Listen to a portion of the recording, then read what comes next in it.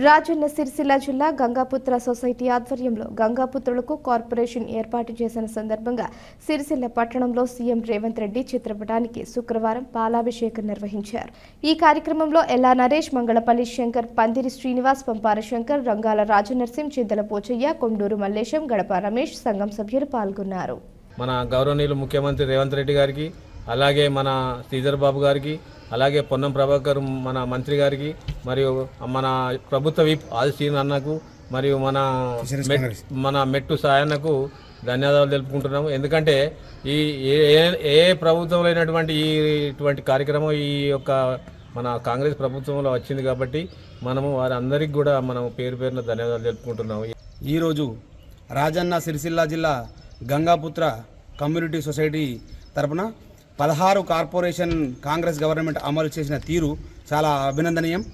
మా గంగాపుత్ర కార్పొరేషన్ ఏర్పాటు చేసినందుకు కృతజ్ఞత భావంతో శ్రీ సోనియా గాంధీ గారి నాయకత్వం బలపరిచినందుకు రాష్ట్ర గవర్నమెంటు రేవంత్ రెడ్డి గారి ఆధ్వర్యంలో మన పొన్నం ప్రభాకర్ బీసీ కార్పొరేషన్ అధ్యక్షులు పొన్నం ప్రభాకర్ గారు, ఆ వేములవాడ శాసనసభ్యులు విప్ ఆది శ్రీనివాస్ గారికి, రాష్ట్ర ఫిషరీస్ చైర్మన్ మెట్టు సాయి కుమార్ గారికి కృతజ్ఞత తెలుపుకుంటూ రాజన్న సిరిసిల్ల జిల్లా గంగాపుత్రుల తరఫున అభినందన పాలాభిషేక ప్రోగ్రాం ఈరోజు రాజన్న సిరిసిల్ల జిల్లాలో చాలా ఘనంగా జరుపుకోవడం జరిగింది.